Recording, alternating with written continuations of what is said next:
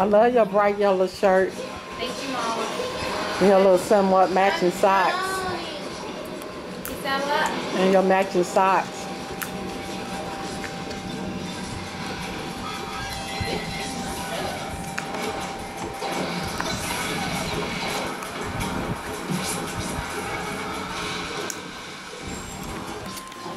Hey peeps. How y'all doing today? Today is Wednesday, May 2nd. We have entered into a new month. Wow. And yeah, your girl tired. Yeah, I am. For real. But it is what it is.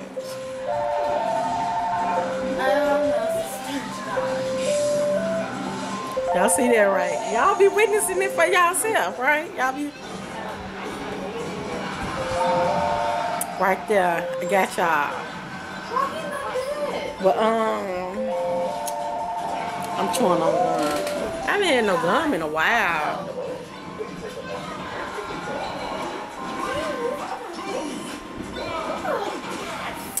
Y'all, it was like 80 something yesterday. I ain't got my air conditioners in.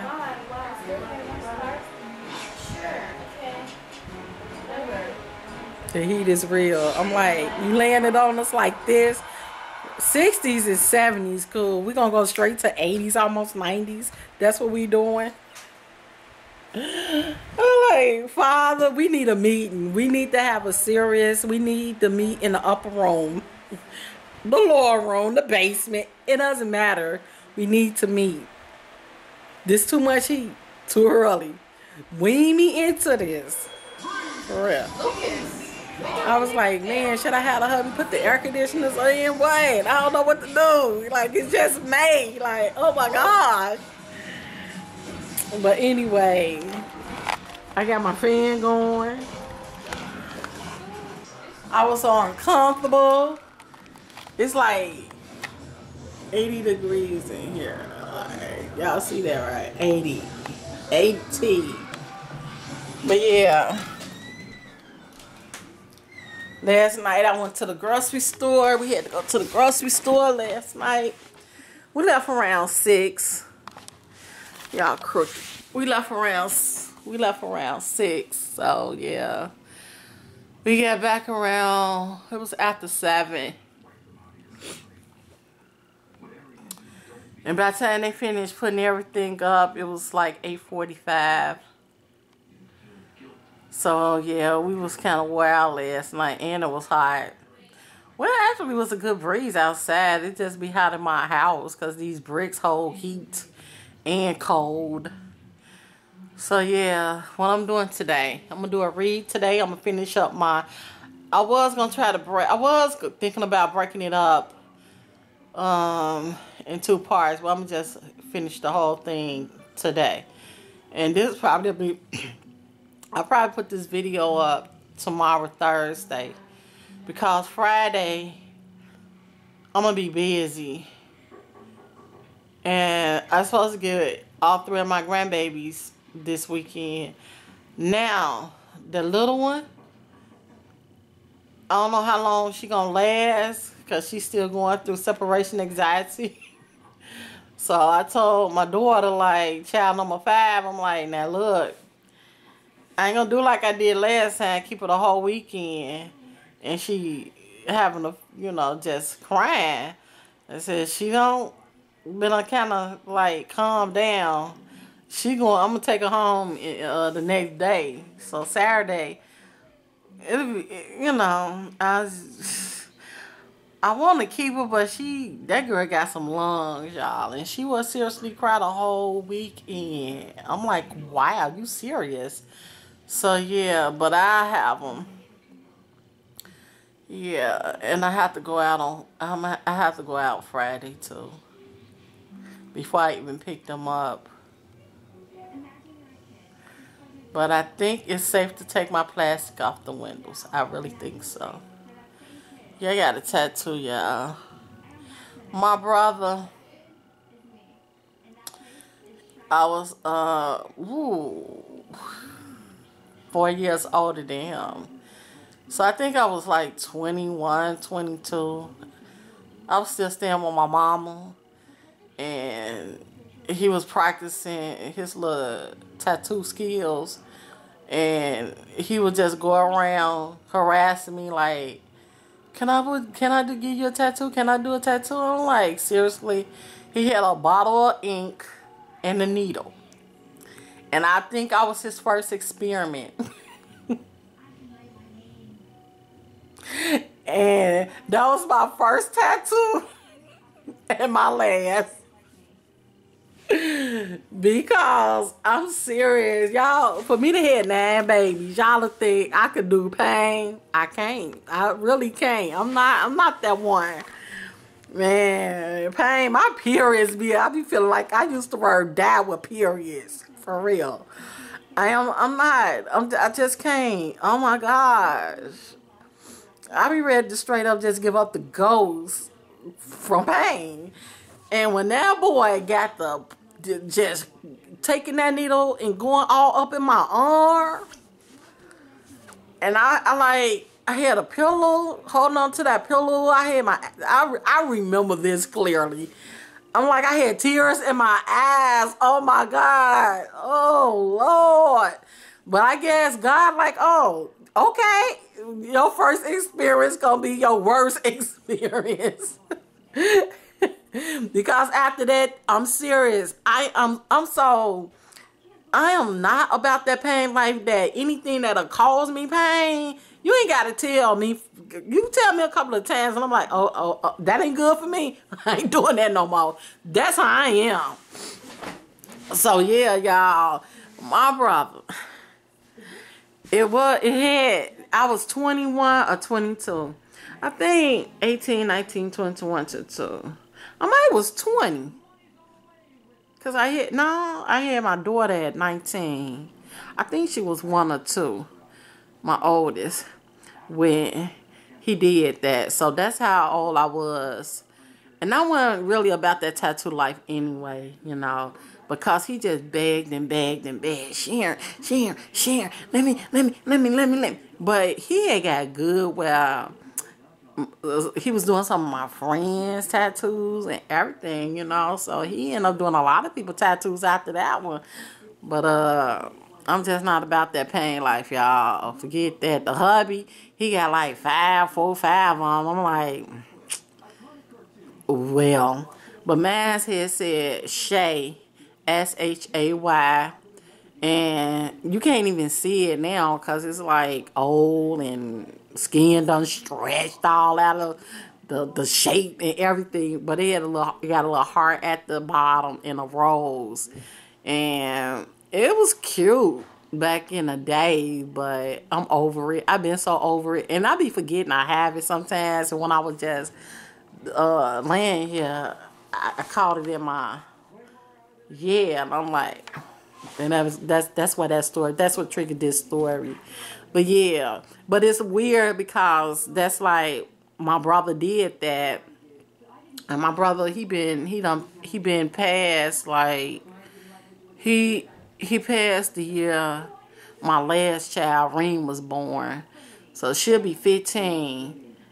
April the 18th or the 19th, he passed 15 years ago. So now, when I do get a glimpse of it, my tattoo kind of pop out, I'm like, man, I got something from you, like, for real, like, forever. It like, poked into my body, like, I got memories and everything and stuff, but it's just weird because he did my tattoo, and who knew that he was going to die when he died, and I will be living this life without him in it. You hear what I'm saying? So I think this like a little special, and just a special memory, And the experience was special too. Because he did my first tattoo and my last. So, yeah. But anyway, I'm getting ready to go do my bathroom. I got a list. So, on my list, I'm doing my bathroom. I got to wash my shower walls. I do that once a month. So, it's the 2nd. So, I'm going to do it today. I spread down with bleach. They don't be that bad, but when I do it, I just do it. I clean how I clean. Everybody got to think well clean, right? So, I got this thing. It's a Clorox thing right now. And it stretches out, like, and I just use this. I think it twists. Twist that, untwist this for me. Twist it out. I don't know how to do this. It just twists in the pour. It stretch out. I kind of tighten it though so it won't come loose. Yeah. This untwist. Like, hold it so I can twist it in. Am I twisting it the right way? I don't know. I did something to it. I only used it twice. But anyway, is that what twists? That coming off. Yeah. That don't supposed to come off. Okay, y'all. I done extended it. I had to figure it out, man. I don't use it like that. This only be the 3rd time, but it really like comes in handy. Like it extends like really good. Let's see. Then we go back there. Shorter. And shorter. So I'm getting ready to use this to clean my bathroom wall. Because I don't be having time to be bending over there in that tub like that. So yeah, this one fit to do. And then I'll be back with a read, y'all. Hey, peace, I'm back. Did stuff on my list.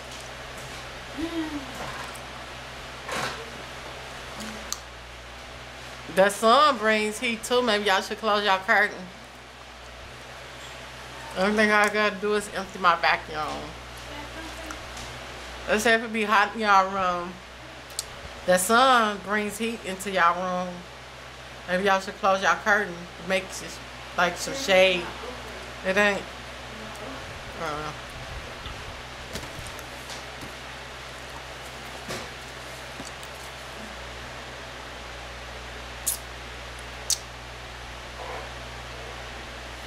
So I'm back. It's 1:35. We just finished up homeschooling. And I'm getting ready to do a read, y'all. That's what I want to do. And I don't want my video too long, so I can't talk too much. It's going to be hard. I know once I get to going, it's hard to turn me off. Once I do get to going. Okay. I ain't put no moisturizer on my face. This has been really, this Wednesday has been like a Monday for me. I thought my Monday was rough, but this Wednesday felt like a Monday. Hump day. Hoo-hoo. But anyway, let me get into this read. I'm on chapter 30, His Hearing. Is y'all ready for this read? Y'all ready? Is you ready for this whole video? Is you ready for me? Ready for me? Let's do this. Oh, I just threw this scarf on my head because I got to wash it tonight. I never got a chance to wash it. Because sometimes at night, I be through. I be done. At a certain time, it's over. But I'm going to push it tonight because it really, really, really need washing. And Sharon just going to twist it going to the back. That's going to be that. Oh, you felt it up? Do I need some more?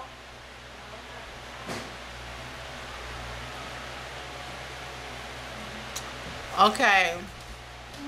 his hearing. It's really nice though. The hubby said it's hot out here. I'm like, it's funny how the weather does that. I mean, one minute it could be 40, 30, and the next day it could be 70 and 80. Wow. That's amazing. Like, it didn't ease its way. Like, it just go from there to bam. So drastically. They was talking about some global warming. I'm like, oh, well, I don't get off into that. Y'all know I'm like illiterate when it comes to that type of stuff.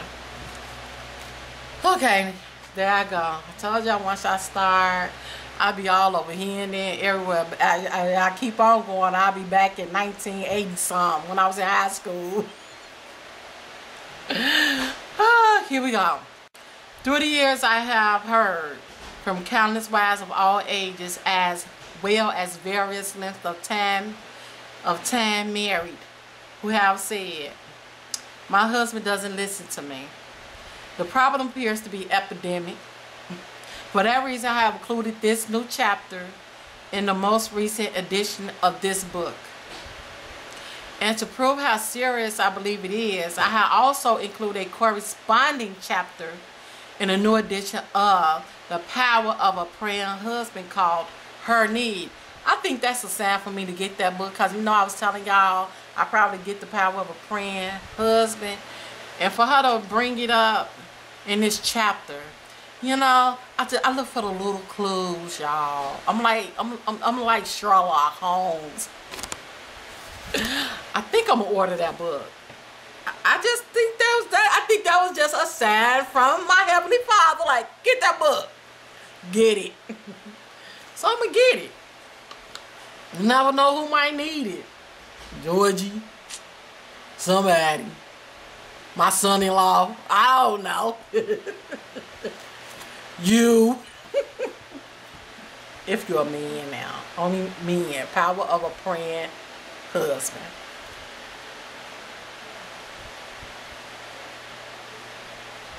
I'm gonna get that book.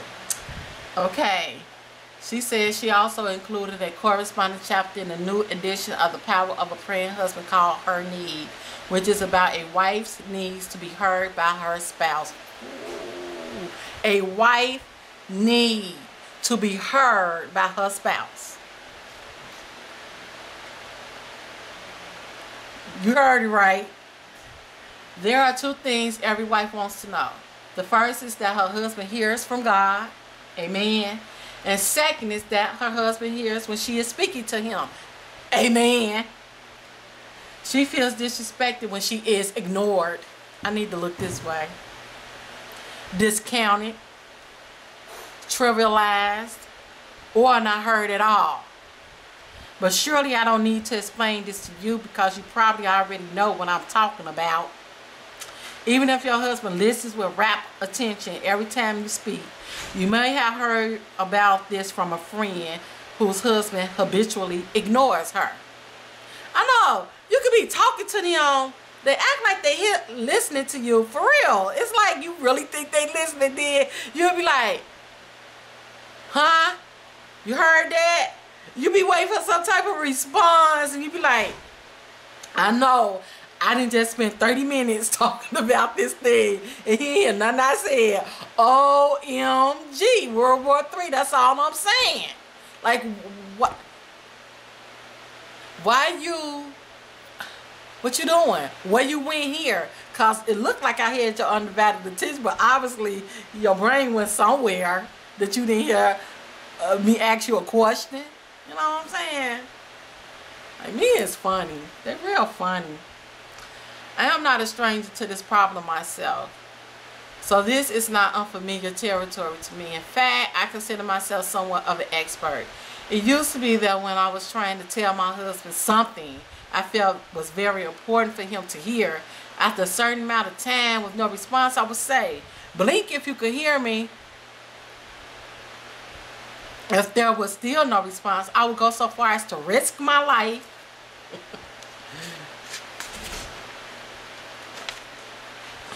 by tapping the mute button on the TV remote so I could be better heard. Of course, I waited for a commercial. I know she did. You like, hey, you don't want to mute. You do not be wanting to play with that remote when they watching a program or watching a game. Timing is everything, or you will come up missing. The things I needed to tell him were important. For example, there were many times I tried to warn him that a business deal he was making was not a good idea, and I had no peace from God about it. But that too often fell on deaf ears, and with disastrous results.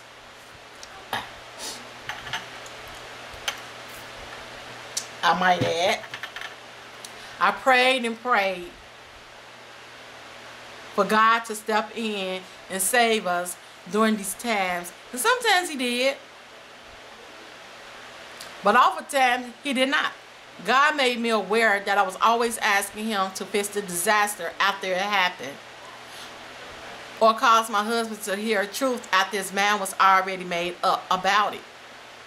God showed me in his word that people must have ears to hear. They must lend their ear toward God to hear him speaking to them. It is something they make a choice to do. God impressed upon my heart that I needed to pray that my husband would choose to have ears to hear God's voice. It's a choice who we choose to listen to. Wow. It wasn't that he never heard God. He did hear God on many things, just not concerning the things about which he had already made up his mind. You know, once they made up their mind, ain't no turning back. It is what it is. You want to get up in there before they mind made up. Man made up. No turning back. Yes, I'm happy. I'm on the right track. Y'all know that song. I also prayed that I would have ears to hear. And when I needed my husband to hear me on the subject, I could trust I was hearing from God about it. Countless women are faced with situations where their husband's ears are not opening to hearing God or her. And this is a significant problem, because I cannot even count the number of marriages I have personally heard about that have ended in divorce over this very thing. Wow. Some of the serious issues I have been made aware of by these women have to do with the husband who is involved with pornography, alcohol, infidelity, gambling, child endangerment, physical cruelty, verbal abuse, slovenly habits. I know she made that word up. I know she did. Financial ruins, ungodly practices, obnoxious behaviors, indifferences, inconsideration, or irresponsibility. And these men are believers. Wow. Every woman has a tipping point beyond which she cannot continue to live the way she is living, because the grief over it is killing her. When she has pleaded with her husband to stop doing things, or start doing an important thing, or change something, or help her in some important way, or seek help for his problem, and her words continue to fall on deaf ears, a time can come when she realizes she cannot tolerate that problem any longer. Woo! She doesn't want to be divorced. She's not leaving for another man. She dreads having to dismantle her home, but she believes she no longer has a home for her heart. Oh, wow. And the only way to survive and have peace is to leave.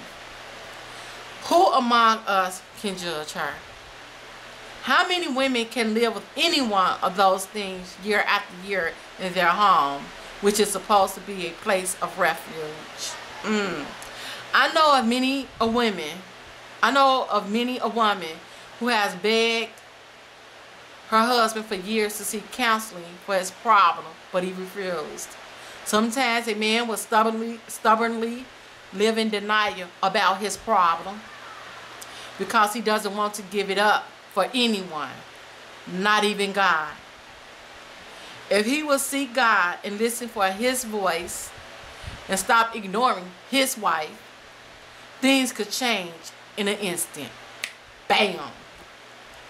But some people are prideful and refuse to see truth about themselves until disaster strikes.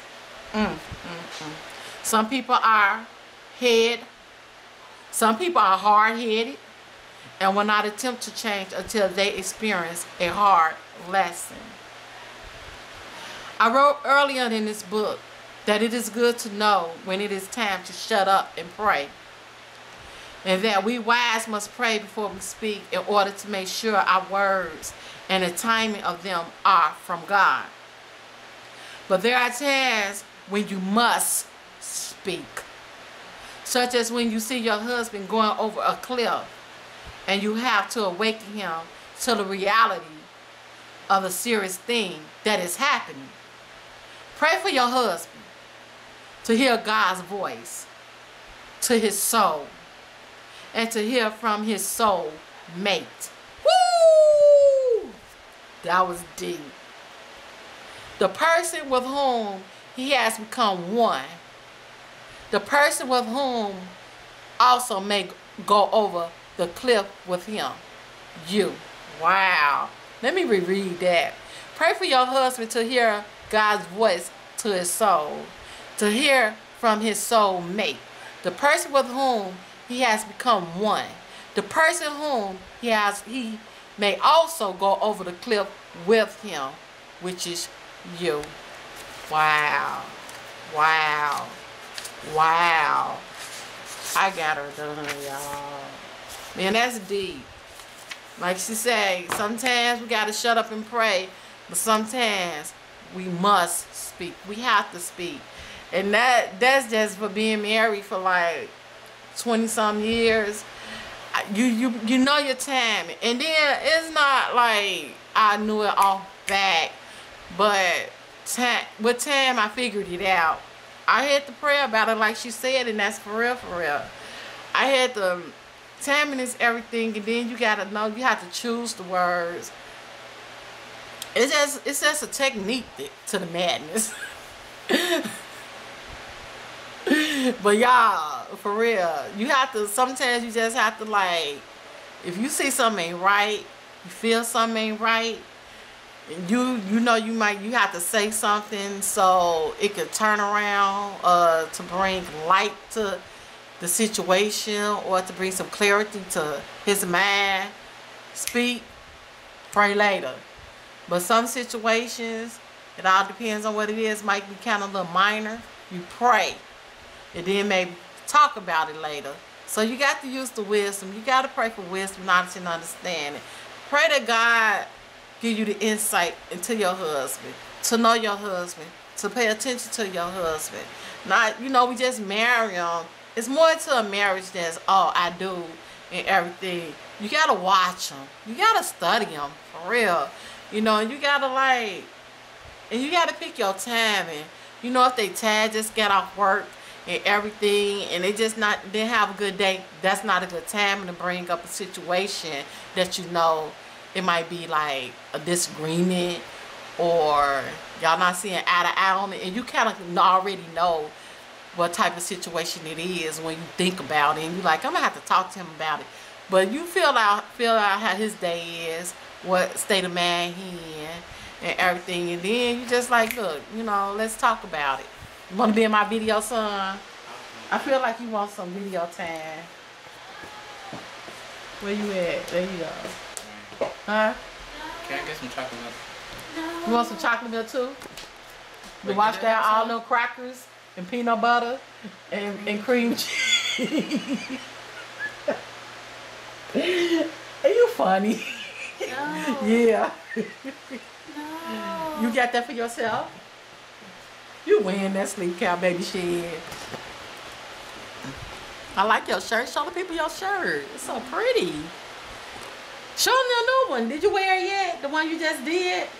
I'm not finished with it. Oh, you not? No. Are y'all gonna finish it tomorrow? Yeah. Oh, okay. Rena wore hers. Rena wore hers yesterday. It's a bright orange. It's pretty. They just did. This was just a shirt, just because shirt. They want to do a, tell them about the shirt you want to do. We gonna do at the beginning of the next school year. Get into the camera. Wakanda shirt. What it's gonna say? Wakanda forever. Do it. Isn't that ain't it? Yeah, yeah. Wakanda forever. Yeah. That's how you do it. Even though Wakanda got destroyed in Infinity War, the Avengers. And Kara wasn't happy about that.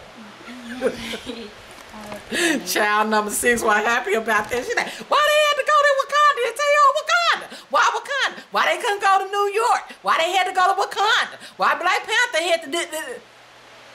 If y'all ain't seen it, y'all probably ain't gonna see it. So why Black Panther had to die? Why he had to die? It was good though. I mean, it's 2 parts to it, and so they, you know, they left it like that as a cliffhanger. Like I used to watch soap operas. I was addicted, and they used to always have them cliffhangers like that to get you to keep watching and watching and watching. So I'm like, that's just all it is, you know. That's their little technique, how they make movies and do movies to keep you like, So I can't wait to see that, to see what happened. So yeah, y'all, but yeah. So I was talking about something till the son came and rudely interrupt me just for some chocolate milk. But I was talking about being married for 20-some years, and timing is everything when you want to talk to your husband and everything. Fill them out. Know your spouse, man. And just don't go around picking. Even if you having a bad day and you feeling a little overwhelmed, calm down before you even approach it, because you gonna be on 10, maybe 100. And when you come, you like, I done been there. That ain't gonna work. You is not gonna get no good results out of that, because he gonna get defensive and he gonna start bringing up stuff, going into what he don't like, what you did, and basically really you coming to him because you just want to get him to understand the situation. But if you come with all that attitude and all that bass in your voice, he automatically done tuned you out. He gonna automatically go into defense mode.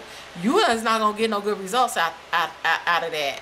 So the best thing to do is calm yourself down, eat you a nice little meal, nice little lunch, eat you a nice little dinner, have you a nice little drink, and just be calm, cool, and collected when you bring it to him. And like, you know what? You know, however your way is to bring it, because everybody lingo is different, everybody language is different, you know. So, hey, the way I bring stuff to my hubby, it might, hey, you know, we understand each other's language, so he know me. You know, and so you know your husband, this is the way you got, you know, it's a way, it's a tone, it's a presentation, like how we present food looking all good. You gotta bring that, like, you better like make it look good, like sound good, like bang. You know what I was thinking about, or you know what was on my mind, something like that. And get his interest, you know, like. He like, huh, what? He like, yeah. Cause I used to be tattooing it at first, bringing stuff. I'm like, oh my gosh, I already know. This is finna get a little intense. But I'm finna just put it out here. I know I'm gonna get my feelings hurt. And I might even shed a few tears. But I got to get this out. But, yeah. And even to this day, when certain situations, I be like, oh Lord, I definitely be... I'll move with caution. I'm like, man, how I'm gonna bring this to him? How I'm gonna tell him? Even to clean up stuff, for real. I'm like, man, these screen doors need washing and cleaning. I know he tired. I'm like, how I'm gonna tell him this need to be done? Cause I ain't doing it. Hey, teamwork make the dream work up in here. Hey, I'm here. Hey. So, but. I told him, I picked my tab, y'all, I threw it in there, I slid it in. I'm like, yeah, babe. I said, them screen doors, they kind of dirty from over the window and all that. I'm like, And, you know, it don't look good, especially the back one that's in the front one, too. You know, when people come out on the porch, it look all dirty. Man, y'all, it's like you got to write it out. I'm like, you look all dirty. You know, mail lady come all on the porch. You see all that and everything. You know, I'm like, you know, whenever you get time, you know, whenever you feel up to it, you know, it'd be nice if you could clean those screen doors, you know, and have them looking decent and stuff. And he like, So actually today he was like, yeah, I'm gonna go ahead and clean those screen doors and get my little stuff. Oh, he been thinking about it. I'm like, yes. So I done learned, y'all. I had to learn the hard way though. I had to learn the hard way for real, man. I had to get my feelings hurt quite a few times. Like, oh, like how you talking to me? You talking to me like I'm a kid. I'm like, what? A kid? Where you get that from? But I had to check myself, and God had to check me too, and I corrected it. I got it together. So now, man, I know how to do it now, you know. And if you want your marriage to continue to grow and y'all grow together and grow as one and not grow separate, you do what you have to do. You figure it out, and you pray about it, and you wait for answers and stuff, and you talk to each other with respect, you know, because man, it's a big thing with them with respect. Even women we have our level of respect, but that's really deep. It's really serious with men with respect. Cause man, they go on a whole nother level with it, with the kids, with the dogs. I mean, they get deep with respect. I'm like, huh? Oh, okay. I done learned a lot. I tell you that much. But y'all, I'm gonna let y'all go. It's 2 o'clock and I'm starting to sweat because I'm getting, my body temperature is rising because this subject is just like taking me places and stuff. Talking about the hubby and how to come to him. I'm like, oh Lord, I'm having flashback moments here. But yeah, so I'm gonna let y'all go, and this probably will, I'll try to have it up Thursday, tomorrow. If not, it'll definitely be up by Friday, but I'm really not sure what day and everything. But that's it. I done talked enough. I done talked your ears off. I know, you know. Thank you for listening to me. Thank you for listening to me and watching me. Looking at all this pink. Hey, I come to you like, how they say, come as you are. That's how I come. Now I'm gonna put my gun back in my mouth and get ready to put this on my computer and edit it. And I hope, on that note, I hope everybody have a blessed day, safe day, a productive day. Get her done. Have a protective day. And enjoy your weekend, people. I mean, it go back so fast. I'm just scared, like, if I blink like 1,000 times, it's going to be winter again. You know, so I got to kind of keep my eyes like this. Don't blink too many times, Sharon. Don't blink too many times. On that note, I'm out. Peace. Love, share some, and bye, y'all. See you next week with a prayer.